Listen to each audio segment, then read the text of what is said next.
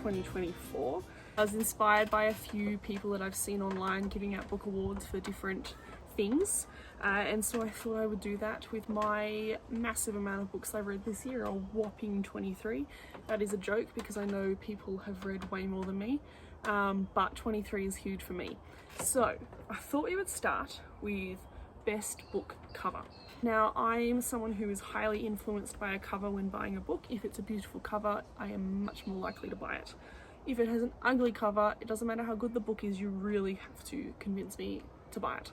So our nominees are, we've got Book Lovers, Bride. I just really love the colours on this one, and Bride, that kind of like animation style of drawing, is what drew me towards the book straight away. Once Upon a Broken Heart, I think needs no explanation. That is stunning. And Done and Dusted, which is again the reason I picked up this book, was because of that cover. I mean, look at that.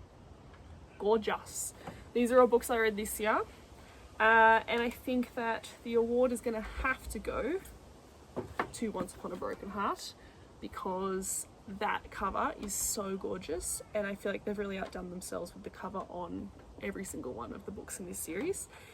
Next up, we've got Best Fantasy Book, where they are entering a series of challenges. And as a lover of Hunger Games from back in the day, I do love reading a book where there are a series of challenges within a game. So we've got Powerless, Serpent of the Wings and Night. These are some bigger books here. And Fourth Wing, of course. So this one, a series of challenges to train to be a dragon rider. This one, a series of games to win whatever you would like from a god. It's a bunch of vampires. And this one, a series of challenges. You know what? I've totally blanked what the winner would get. My favourite one was this one. I think because as much as I loved The Serpent of the Wings at Night, I wish the challenges played out for longer.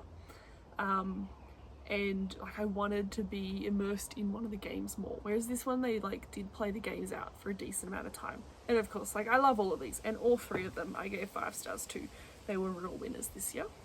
I read a lot of crime books this year, so I want to give an award to the best plot twist and the worst plot twist. Not necessarily the worst, but my least favourite plot twist. Let's say that, my least favourite plot twist.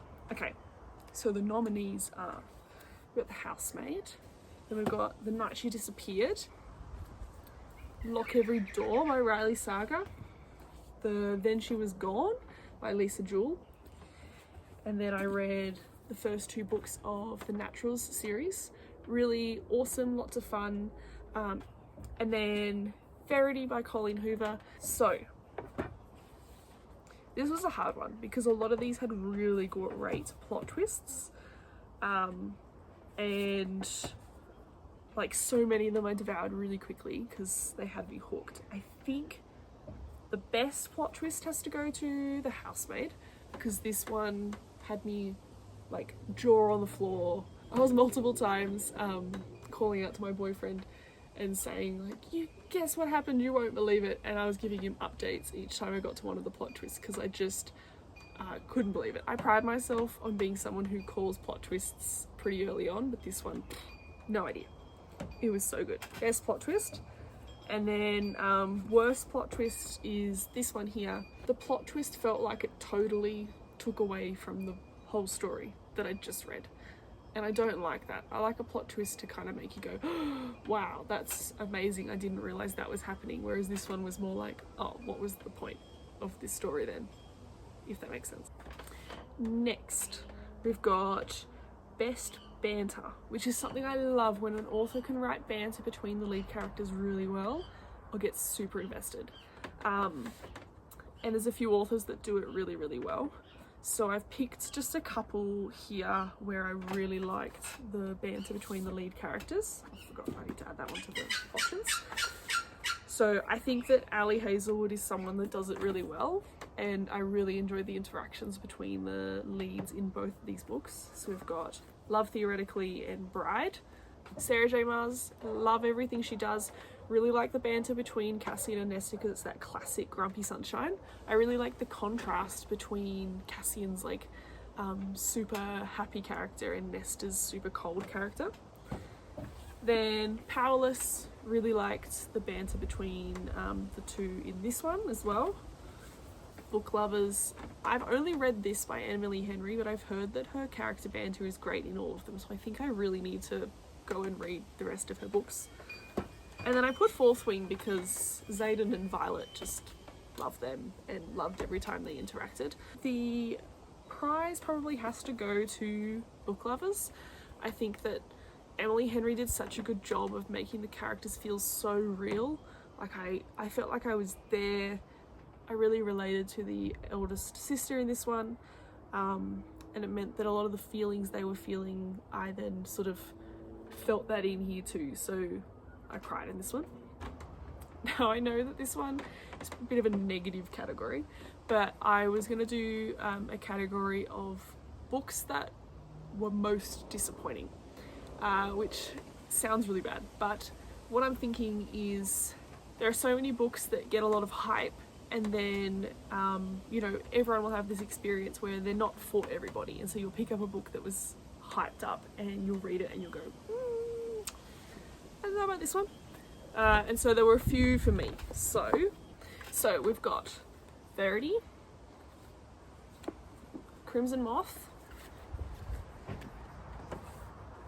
Done and Dusted, and I'm really sorry, Once Upon a Broken Heart. Now I know I was so disappointed because everyone loves this series. I don't know how to describe it, but I just couldn't get into the world of it or into the characters. Like, I felt detached the entire time reading it, and that really affected how I then rated it. The spicy scenes in it just didn't do it for me. The way they were written really gave me the ick, and that was just a personal thing. And then the story kind of got a bit boring. So that was that one. This one, I'm really sorry. Crimson Moth, I know, everyone loves it. But it's a book about a witch saviour who saves witches from witch hunters, but she didn't save any witches. I guess I went into it being like, ooh, someone who rescues witches, I love that. And then she proceeded to not rescue any witches. Like, she told you about times that she'd rescued witches, but she didn't actually do that in the book. So that was what was disappointing about it for me.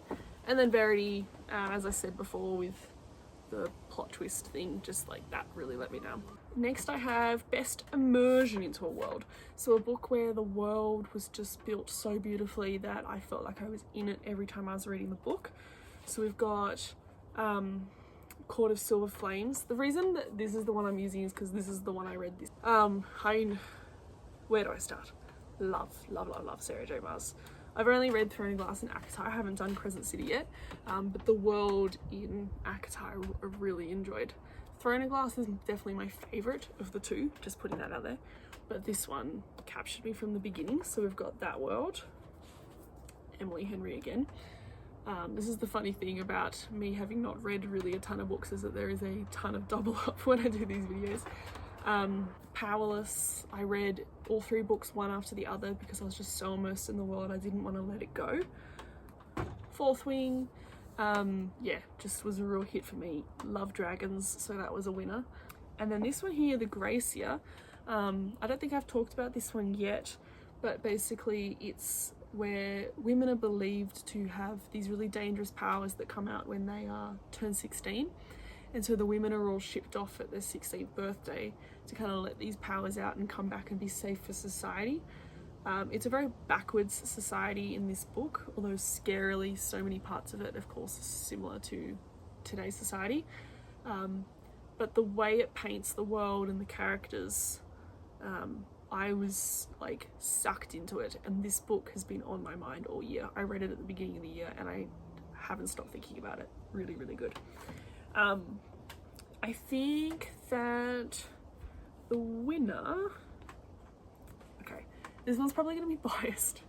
Maybe I should do two winners, because I'm going to say the winner is this one, but it's not fair when it's got like a whole series of world building. So I love this world, and I would say this is my favorite world, but probably second place would have to be Fourth Wing, just because my personal love of dragons made this one a world that I would love to visit. Editing me just popping in here really quickly to say that in the next section I'm going to rank the books from my least favourite to my favourite. They're all the books that I read in 2024, but a lot of them you won't have seen in this video. The picture on the screen is the previous video that I posted where I go more into depth on each of the books that I read and give a bit of a review and my rating. So if you would like to see more about the books, go check that one out. The last thing I think I'll do is rank all the books, which I can kind of go based off my star rating, but you know, for the ones where they were all 5 stars, I'm going to try and rank them in order from least favourite to most favourite. This could be very tricky. Okay, so if we start with least favourite at the bottom, I think it's going to have to be this one, just out of all the ones I've got here. So I've got that one. Next, I think it's going to have to be Verity. Just going based off what I gave these books as a rating, I think the next one that was a lower rating, okay, people are gonna hate me. It's gotta be one of these two that go next. Eeny, meeny, miny, mo. Based off gut instincts, I'm gonna have to put this one next, and then this one. Yikes. Okay. Then, oh wait, I forgot about Uglies. Okay, I'm gonna slot Uglies between, so under these two, so Verity, then Uglies, then these two. You can't see it in the picture, but I'll film it afterwards. Then, okay, I'm ranking my 4-star reads next. Now I'm gonna do this one next just because even though it was really sweet, warm, comforting read, compared to all the other books, it just, you know, would be at the bottom. So that one next. Then probably the Selection, I'm gonna say. Oh yeah, and then I think Lock Every Door probably next. Let's see what I've got left. I'm going to put these two together. I think I'm going to put Bride underneath Love Theoretically. I think I preferred Theoretically more. They're both 4-star reads though. So they're going to go there. Oh, it's getting tricky now.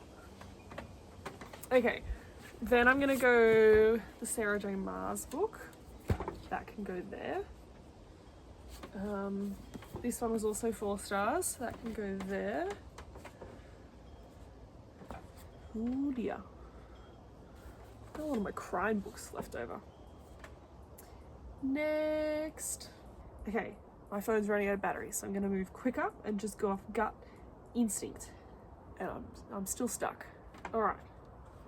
Okay, I think I'm going to do these two with the second one. You know what, I'm going to put the second one on top because I actually like the second one more, I think.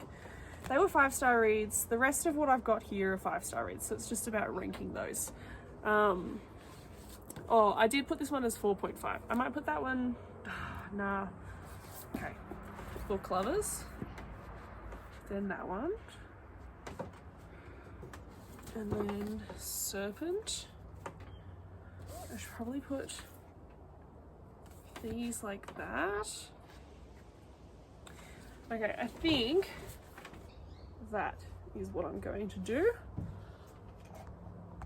So I've got here, this is my ranking of my books from 2024. Yeah, thank you for watching. This is my second attempt at making a video for 2024. I'm going to now attempt to put all of these books back on the bookcase where they came from. And I hope everyone has a really nice 2025.